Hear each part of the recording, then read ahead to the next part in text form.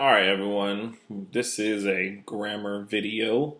As you can see on the screen, it's brought to you by Grammar Bites, somewhat of an interactive video. Let's go ahead and get started. All right, so this video is on confused and misused words and phrases. Dude, the right word is affect with an A. Oh man, you're wrong. The word should be effect with E. Alright, so this presentation advises you on words or phrases that are commonly misused or confused. Dude, that's advises with an S, not a C. Alright, so an objective test and item evaluating the skill might look like this. Here's a sample. My friends ate at Tito's Taco Palace, so they are hoping that their lunch stays down, for there are rumors that health inspectors cited the filthy kitchen. So which one of these answer choices needs to be changed? Is it A, there, B, there, C, there, or no changes necessary? What do you think? So it's actually the word that is confused or misused, the A, B, or C. If you answered C, you would be correct. So there, the explicitive or the placeholder form is what should have been used there. All right, let's move on. So this lesson is on recognizing misspelled, correctly spelled words and phrases.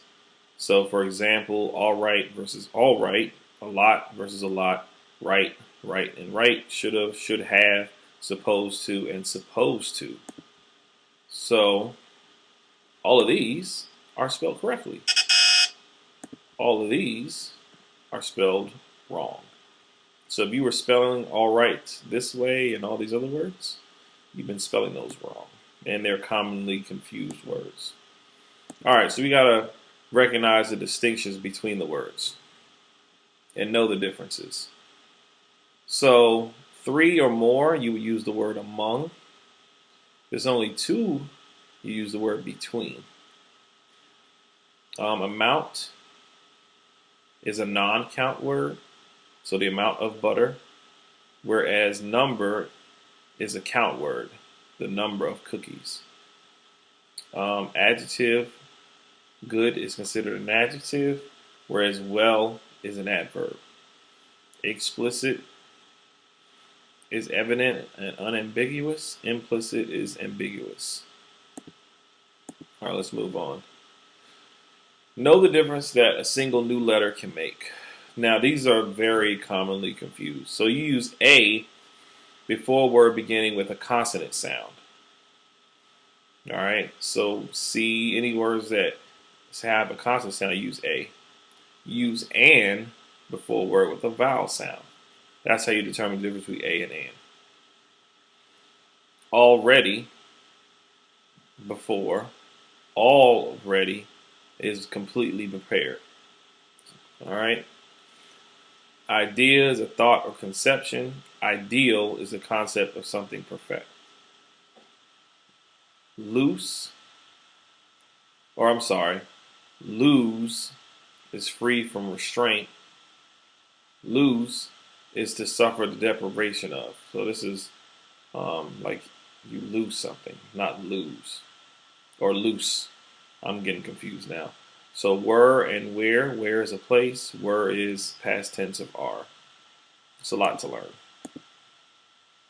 All right, so know the difference between an apostrophe. So you have its.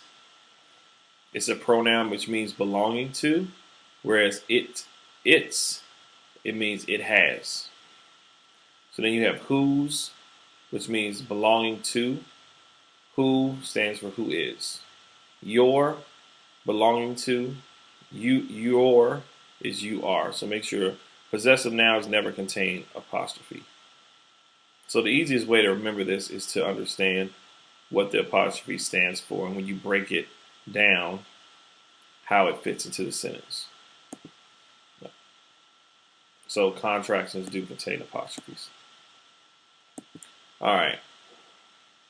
So these are all the differences between words that are commonly misused. So you may want to pause the video, go through these instead of having me read them to you.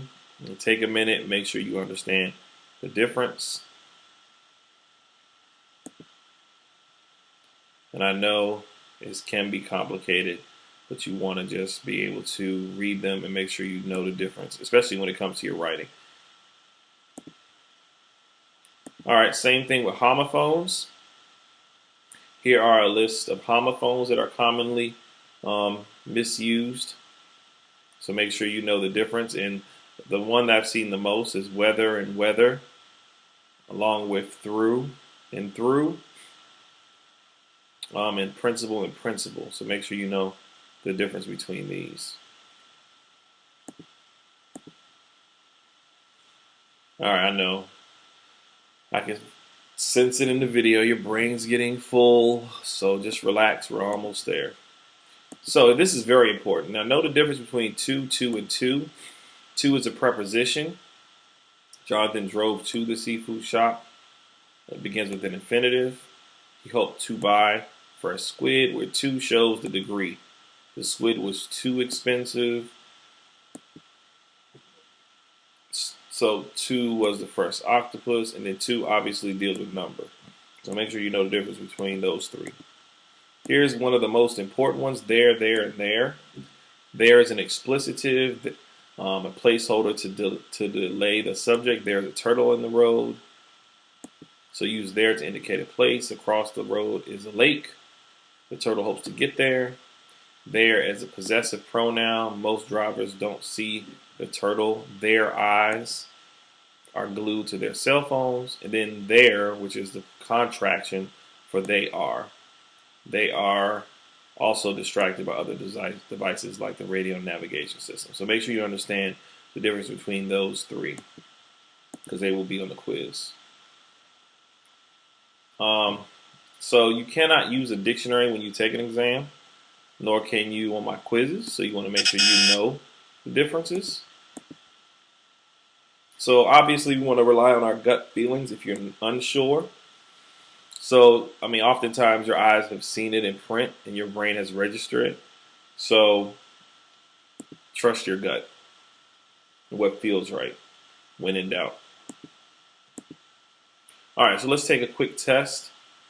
And this is what you're going to record on your Google form, your answers to these questions.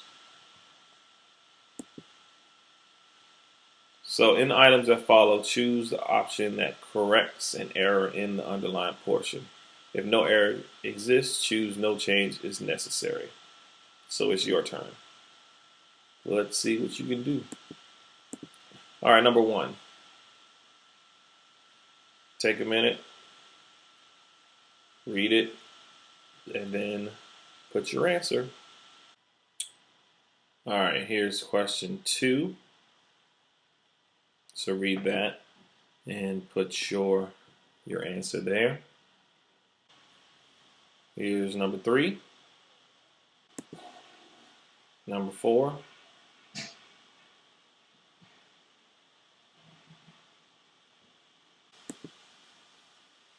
Number 5.